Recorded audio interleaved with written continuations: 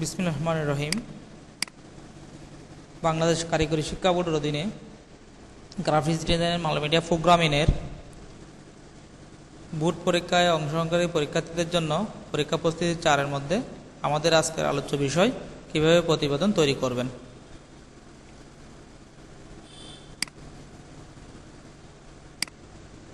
কিভাবে প্রতিবেদন তৈরি করবেন, আমি সর্বপ্রথমে আপনাদের একটা প্রশ্ন দেখাই। এটা হলো একটা 2020 সালের প্রশ্ন।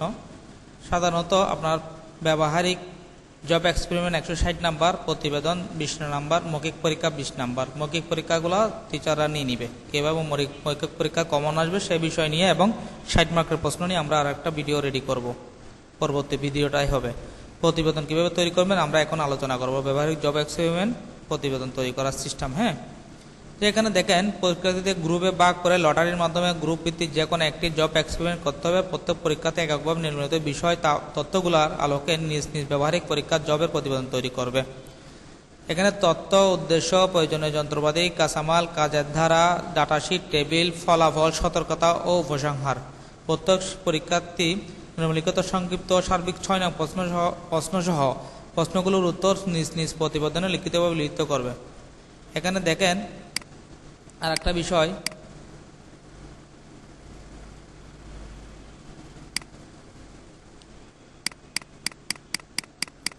এই দেখার বিষয় হলো এখানে 5টা সংক্ষিপ্ত প্রশ্ন 1 করে 5, সার্বিক প্রশ্ন 1.5 করে 2। তার থেকে 6 নম্বর প্রশ্নটাকে সার্বিক প্রশ্ন বলা হচ্ছে। আপনার প্রথম এই প্রশ্নটা হলো প্রতিবেদন স্ক্যানার বা স্মার্টফোনের মাধ্যমে একটি ইমেজকে ফটোশপে ইম্পোর্ট করো এবং ওইটিকে ম্যানিপুলেট করো। এই প্রশ্নটাই হলো প্রতিবেদনটা তৈরি করতে হবে। এই তথ্য, উদ্দেশ্য এইগুলো ধারাবাহিক অনুযায়ী। তো এগুলো লেখা তৈরি করার কিছু পদ্ধতি আছে, আমি একটু পর আপনাদেরকে আনসারটা দেখাই দিচ্ছি কীভাবে করবেন। এই প্রতিবেদনটা শেষ হওয়ার পর আপনারা এই 5টা প্রশ্ন, সংক্ষিপ্ত প্রশ্নের 5 মার্ক প্রতিবেদন নিচে আনসার করবেন। এরপরে কী করে আনসার করার পর আপনারা সর্বশেষ এখানে কি করবেন, 6 নম্বরে এই 2টা প্রশ্ন 1.5 করে 3 এগুলো আনসার করবেন বাধ্যতামূলক। তাহলে এখানে দেখেন প্রতিবেদন আপনার প্রশ্নের মধ্যে কয়টা দেওয়া হয়েছে, 5টা প্রতিবেদন দেওয়া হয়েছে, 1 2 3 4 5। তার থেকে দায়িত্বপ্রাপ্ত শিক্ষক আপনাকে যেই প্রশ্নটার আনসার করতে বলবে, যে প্রতিবেদনটার, ওই প্রতিবেদনটারাই আপনি আনসার করতে হবে। এখানে টিক মার্ক করে দিবে যে আপনি এটা করেন বা আপনারা 4 জন মিলে গ্রুপ ভিত্তিক এটা করেন। ঠিক আছে, এখন কীভাবে তৈরি করবেন সেই বিষয়ে আমরা আলোচনায় চলে যাই। এটা হলো একটা প্রশ্ন, অ্যাডোবি পরিসরের মাধ্যমে আমরা সুন্দর করে ফটো এডিটের কাজ করতে পারি। তার থেকে এটার প্রশ্ন হলো অ্যাডোবি পরিসরের মাধ্যমে একটা ফটো এডিটের কাজের উপর একটা প্রতিবেদন তৈরি। তথ্যের মধ্যে কি লেখছেন, অ্যাডোবি পরিসরের মাধ্যমে আমরা সুন্দরভাবে ফটো এডিটের কাজ করতে পারি। উদ্দেশ্য, অ্যাডোবি পরিসরের উদ্দেশ্য হলো নির্দিষ্ট বিষয়ভিত্তিক সুন্দর পরিচ্ছন্ন আলোকে ফটোর কাজ করার কৌশল অবলম্বন করা। প্রয়োজনীয় যন্ত্রপাতি আমরা কি ব্যবহার করে থাকি, একটা কম্পিউটার ব্যবহার করলে একটি সংসম্পূর্ণ কম্পিউটার গঠন করার লক্ষ্যে কিছু যন্ত্রপাতি প্রয়োজন নির্মে তা দেওয়া হলো। হার্ডওয়্যারের মধ্যে আমরা ব্যবহার করে থাকি একটি কম্পিউটারে CPU, keyboard, monitor, mouse, printer, UPS etcetera আমরা ব্যবহার করে থাকি। সফটওয়্যারের মধ্যে অপারেটিং সিস্টেমের মধ্যে আমরা উইন্ডোজ 7, উইন্ডোজ 10 ব্যবহার করে থাকি। ফটোশপ সফটওয়্যারের মধ্যে আমরা Photoshop 7, CS2, CS3, CSS, CS17, CS19 লেটেস্টগুলো হলো ব্যবহার করে থাকি। কাঁচামালের মধ্যে আমরা কী ব্যবহার করতে, অ্যাডোবি ফটোশপের কাজ করার সময় বেশ কিছু জিনিসের প্রয়োজন হয়, যেমন চেয়ার, টেবিল, উত্তরপত্র, কলম, পেন্সিল, স্কেল বা রুলার এবং রাবার ইত্যাদি। ফটোশপে কাজ করার সময় আমরা তো ফটোশপে কাজ করতে হবে, ল্যাপটপটা বা কম্পিউটারটা তো টেবিলের উপর রাখতে হয়, এগুলোকে কাঁচামাল হিসেবে ধরা হয়। ঠিক আছে, কাজের ধারা কম্পিউটার চালু করার পর স্টার্ট বাটনে ক্লিক করে অ্যাডোবি ফটোশপ ক্লিক করলে ফটোশপ ওপেন হবে। এরপর আসতেছে